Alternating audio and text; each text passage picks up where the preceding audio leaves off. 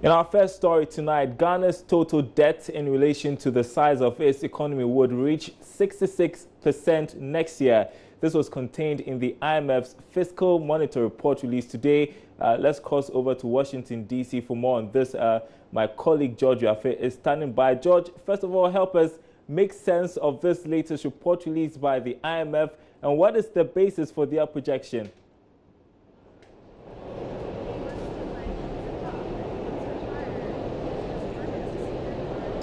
We're going to try one more time to establish connection with George. George, if you can hear me, I'm asking for the basis of this projection by the IMF.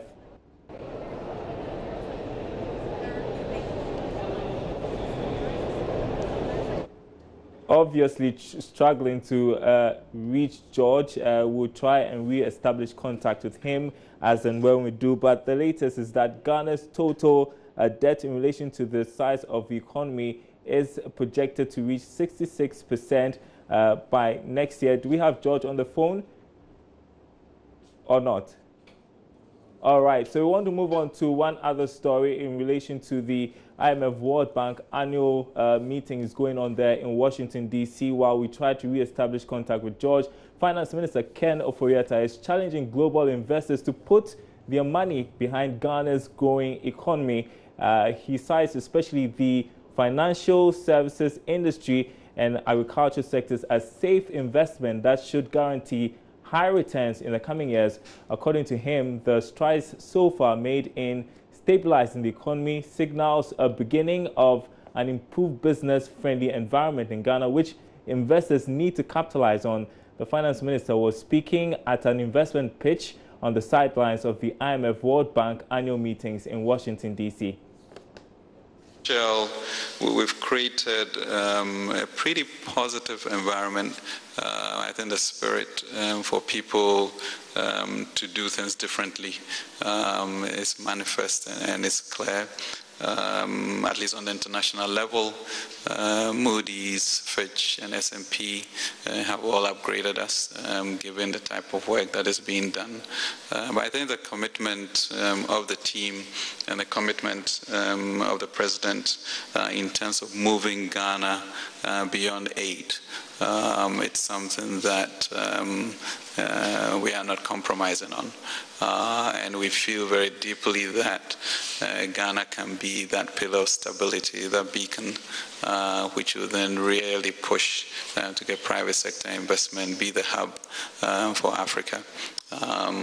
So that we radiate this type of good governance supported by good macro policies and an opening for private sector. We look at our education infrastructure right now, and the pedagogy that we are using, it's just very hard to believe that there will be equity in the shortest possible time. So the issue of technology as an intervention is a key element for bringing social justice and equity into the system. And I think it's a priority area, and we launched a free senior high school system about a month ago of this semester starting. And that has been quite electric. Almost 100,000 students who otherwise would not have gone to senior high school have now been able to come in, and there's a real energized spirit there. But you also realize that, sort of the kindergarten and the primary school system needs to be strengthened, and teachers need to be much better than they are these days in terms of supervision. So the technological intervention is really key. Meanwhile, Senior Minister Yaw Safo-Mafo has also been marketing the one district, one factory policy of government at the meeting. He noted that the policy is being used to resuscitate some defunct and other non-performing existing companies by tapping into the agricultural industry. Looking at the one district, one factory, I want to provide some details. We have 216 districts in Ghana and 10 regions. Obviously, if you're talking about one district, one factory, most of the factories are likely to be agriculture-based, because the country is naturally an agrarian country. Prior to this, we have launched planting for food and jobs, meaning that the government wants to strengthen the agricultural base to enable us let this one district, one factory take off properly, knowing that most of the factories are likely to be agricultural base. So far, so good. Certainly, when you talk about the district factory, they must be economically viable. So we may not be expecting 216 distinct district factories. No. Some of these factories may have to produce for others in terms of chain production. And therefore, we are assuming a situation where there will be that collaborative effort of having a chain of factories from different districts, few miles apart, becoming one large producer. We also know that many Ghanaian companies in production have gone into difficulties because the economy itself was not working well. And we want to use this window to bring up some of these industries. We call them low-hanging fruit district factories. And already we have identified about 75 such companies who must be aided to go into proper production, because their problems may be working capital, their problems could be location, their problems were initially power outages. We had about 4 years of power crisis, and many factories closed down. So all these we are adding to that production. Between Ghana and Cote d'Ivoire, we produce 65% of the world cocoa raw materials. Ghana earned $2.1 billion last year from its being, and Cote d'Ivoire earned 3.4. So between the two of us, we earned $5.5 billion from our cocoa business. The chocolate business last year was $106 billion. So that value added becomes an obvious 106 billion is the chain. We earned 6 billion. And the chocolate producers earned 100 billion. Naturally, this is an area our president is upbeat about. We need to add value to our raw materials. Not only cocoa, but to most of the other raw materials. Our biggest problem in Ghana today is unemployment. And the government system cannot create that employment. That employment can best be created through the window of the private sector, because we have the basic materials to enable the private sector to develop. Also addressing that meeting was Ghana's ambassador to the U.S., Dr. Bafor Ejebewa, who also highlighted some efforts to assist investors to reach out to Ghana. We are going to make sure that those who go over to Accra to do business also do have some initial support. So we are asking for investment contacts in every single ministry in Ghana, and we are getting responses. And therefore, if you made an inquiry with us and we couldn't fill it, we will certainly give you a name and a number in Accra who ought to be able to shepherd you through whatever it is that you needed to know. So I'm just, for this afternoon, I'm just giving you the assurance that you will have the support from us in Washington. Well, while government is trying to court investors, as we've been telling you, the IMF has released a report saying that the debt in relation to the size of our economy is going to reach 66% next year. My colleague George Jaffe is covering that aspect of the story for us from Washington, D.C. George, I was asking you earlier about the basis for this projection by the IMF.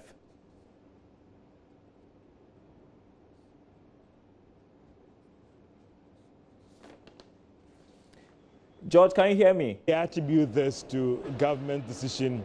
I can hear you loud and clear, Darrell. Okay, so what's the basis for this projection then? Well, the IMF is attributing it to the implementation of the program. that is government trying to restrain expenditure whilst raising more revenue. And that is why we are seeing that the debt GDP ratio would end this year at 70%, and going into next year, it will reach 70%. Another interesting thing is that we're going to reduce significantly 5%, that is in the next.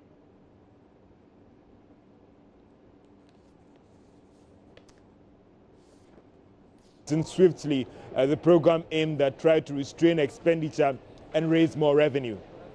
Okay, George, my understanding of this, I may be wrong, but it appears it's a reduction from previous years. What contributed to this projection? Is it government's ways of addressing issues with the economy? What did it? Indeed, Daryl, that's still the question that we are asking here at the International Monetary Fund, whether it is due to the expansion of the economy, or rather, indeed, has to do with a government's program that is currently implementing to try and contain expenditure. It's a mix of two, because if you even engage the fund, it has to take government policies to expand the economy. So even if you want to restrict the argument to whether government is really in this significant reduction, the fund is arguing that it has to take some governmental policies to try and expand the economy. Therefore, government can still be given or should be given the credit to what is happening right now. But also on the expenditure side, government has actually argued that it is trying to reprofile the public debt, try to extend all the short-dated debts to long-dated instruments. And that is why, Daryl, we are seeing this significant reduction in the debt in relation to the size of the economy. And quickly, what does this mean for our economy then? Well, Daryl, if you hear most of the rating agencies, the reason why they are warning investors who engage us that the risk is so high is that we have too much debt on our table, and we are not growing our economy, we are not growing our assets to take care of these debts. What this means is that it would impact on our credit ratings. Okay, George Rafe, live for us so from much. Washington, the debt D.C. is reducing. Thanks very much for your time, George. Great report from George there from Washington, D.C. While he talks about the economy, just listen to what I'm about to tell you. The inflation rate for September has declined to 12.2%. This rate is a reduction of 0.1% from the 12.3% recorded in August. A director at the Ghana Statistical Service, Anthony Amuzu, disclosed this to the media in Accra. It depends on a number of factors. You know, we are comparing September 2017 to September 2016. So if in September 2016 the increase or the change was low, then you expect that for 2017 the rate will be higher. That's what we've been referring to as the base drift effect. So that is possible reason for that. You realize that for some time now, housing, water, electricity has always been the lowest. And if you remember, when there was that huge increase in electricity and water tariffs, inflation went to 38-point-something%. And now that those high rates are not occurring, that is why you are seeing the rate now very low. Because we are comparing what happened the previous year to what has happened in the current year or the current month. And that is why you see that difference. Well, economist with data bank Courage Mate has been making sense of the latest figures. He spoke earlier on the marketplace. Since the turn of the year, we've seen that a key driver of the decline in inflation is the base effect. And this is a situation where last year and the year before had a significant increase in the consumer price index. And so that subsequent months or years, the previous years, which are now serving as the base, we're pulling down the percentage change in the consumer price index. So this is not a surprise in that regard. Having said that, it's also important to recall that in the 2017 budget, fiscal policy measures were taken, and which had a bearing on price dynamics in the economy. One relating to the levies on electricity, and that relative to last year would necessarily bring down electricity every month when you measure it against the month the previous year. So overall, it's not a surprise at all, particularly because these are measures that were taken together with base effect to pull down the rate.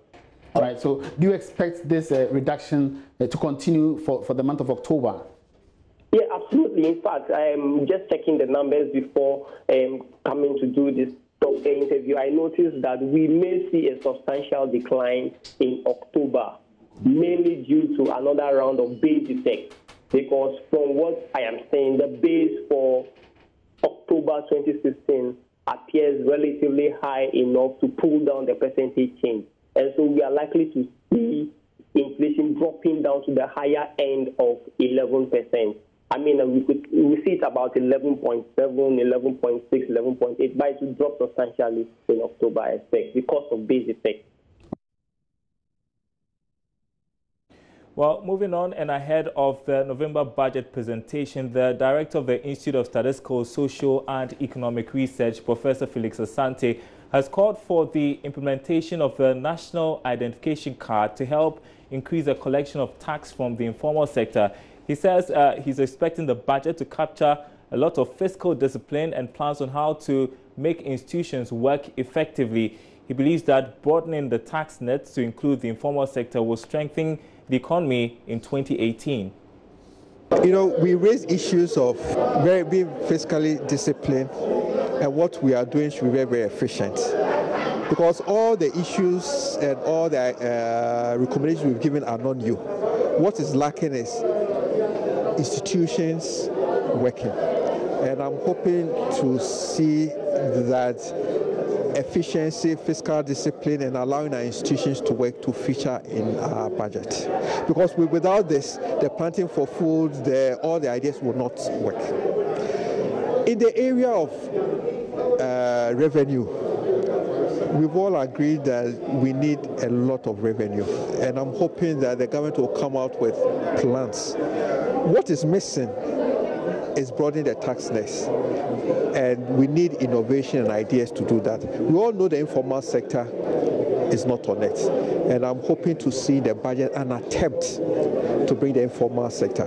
I'm hoping that with the national identification coming on board, we should be able to identify every productive sector in the economy so that we can follow them for the tax. So I'm hoping to see new areas in terms of broadening our tax net. Very, very innovative ways, because every budget tries to seize something, but we want to see an innovative way in doing that. If not, our revenue is not going to improve. For revenue from the ports, there's a limit. Revenue from the port also depends on how we spend in the economy. If people are not spending, imports will go down. So we need to create that environment for Ghanaians to spend. It's only through spending that we can get our VAT. And that means average worker should have enough money in his or her pockets to spend. So we want to see also an innovation in that area. Now, the Minister of Trade and Industry, Alan Kyerematen, has charged the reconstituted task force against the importation of cheap textiles into the country to focus its operations on the Eastern Corridor borders, which stretch from the Aflao border to the Elubo entry point. The Textile Workers Union and other stakeholders recently petitioned the minister over pirated textiles, which they lament is increasingly killing the textile manufacturing sector. The reconstituted task force is expected to target the country's borders rather than the local markets. Let's hear from the Minister of Trade. I want it to be absolutely clear that based on the statistics that is available to us, what we are talking about, this problem that we are trying to address is a real one, and it's a very serious one. The total demand for textile prints annually in this country is between 120 to 130 million yards per annum. 120 to 130 million yards per annum. The combined supply that's production, amongst the key companies is not more than 30 million yards. So if you imagine the gap between the demand and supply, you are talking 130 million yards per annum, and it's only 30 million yards that is produced. It means that almost 100 million yards every year is coming into this country. And from the official statistics that we have, is not just uncustomed, they are also evading tax. They are also evading tax. If you look at the statistics of how many pieces of cloth are declared officially, you'll be amazed. So this problem we are trying to address is very real. Government is losing money, is losing revenue. You are destabilizing our manufacturing companies. Everybody is losing. So please take this charge very seriously. And I'd like to encourage you, Chairman, to get to task as quickly as possible, have your first meeting, and then please give us a report on that, and then we can take it off from there. So, once again, congratulations.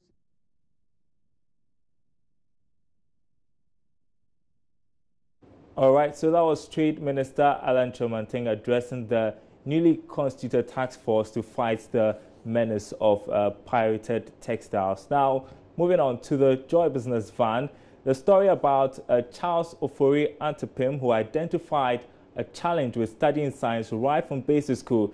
Now, the mode of teaching is mostly theoretical, leaving students with little or no practical experience. So the science genius decided to come up with a science set which will serve as a portable science lab, just like the mathematical set. This started Dext Technology Limited from Kenton Krono in the Ashanti region, where the Joy Business Van comes to you from today. Charles Ofori Antipim is a science enthusiast, but his dream to pursue mechanical engineering in a university was crushed in 2013 when he had to drop out of school due to financial challenges. While away from school, he thought about how he could profitably use his time and skill. We wanted to find a solution that is both scalable and affordable, right? So we thought very simply, just like there's a mathematical set, what if there's a science set? Right? What if there's something that students can have in their bags, something portable and affordable, that a teacher can say, oh, today we are going to study light, right? So bring out your science set and then take these things out and take these things out and then let's study light, or let's do electrical circuit. Take your resistor, take your this. So we decided to create a science set, just like there is a math set. And we believe that is probably the best solution that we could come up with right now. Right? Today, Prince Pia takes the Joy Business Van to Kenton Krono in the Ashanti region to meet Charles and his team running Dext Technology Limited. The Dext Science Set contains basic experiment tools that can be found in a lab. Built with local raw materials, the set is useful in facilitating science education from the basic level. It can fit in a bag and can be set up on a student desk. The first prototype of the science set was built in August 2015. We went to some schools, tried to speak to them. But the first school that ever bought science set was a school called High Class in Accra. And they were very, very generous to us. They paid their money even before we made the product for them, because the teachers were very interested, that they've been looking for materials to teach these kind of topics for a long time and they don't have them. So they were excited that we've created such a product, right? And it was very easy to use and it was affordable. That gave Dext Technology a great boost. Today, demand for the science set has grown tremendously. That has become a challenge for Charles and his team. We produce manually. Everything is done by hand, right? We make about 50 sets in a day, which is quite low because the sort of demand that we are supposed to fulfill usually is way higher than that. So the fact that we're using manual labor alone is, one of our major challenges. And of course, doom saw is a very big challenge to us. So sometimes you're working and then the lights go off, and then because the process has already started, you're unable to use that thing as where you've gotten to. You're going to have to start all over again when the lights come back on. So that's a very big challenge.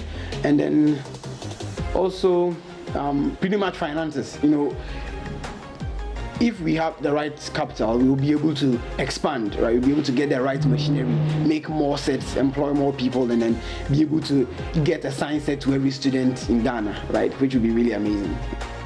Earlier this year, Charles and co-founder Michael Efifa emerged winners of the American Society of Mechanical Innovation Showcase Contest, winning the hearts of panelists and other participants at the International Engineering Challenge.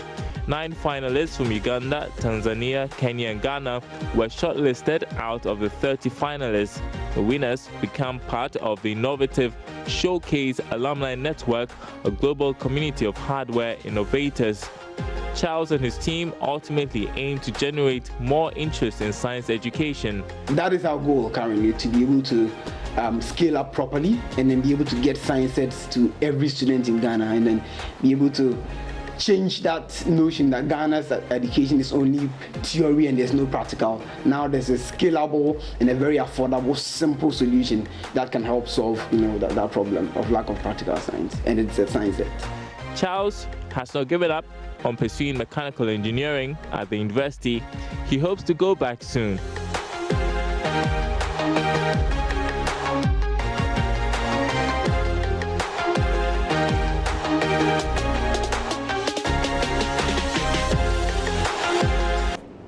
Time to bring you our interview of the day, and coordinator for the China-Ghana South-South Cooperation on Renewable Energy is calling for implementation of policy incentives on renewable energy to attract the private sector into the industry. Here's our interview with him.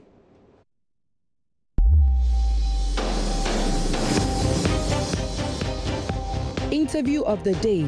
Renewable energy, the private sector, we've engaged with private sector on numerous platforms, and they've mentioned to us generally some of the challenges they have.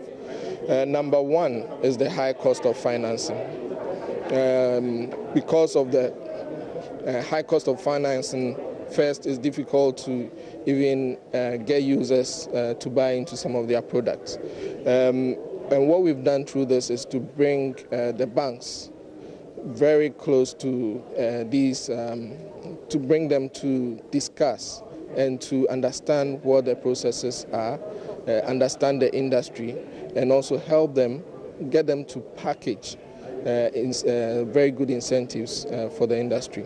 So high cost was a major issue to them. The private sector is also looking for support from government to address some of the challenges in terms of incentives, given by way of duties that they believe can also help bring down the cost. So these are some of the issues that really do come up on various platforms that we actually engage with the private sector. What are some of the policy interventions that...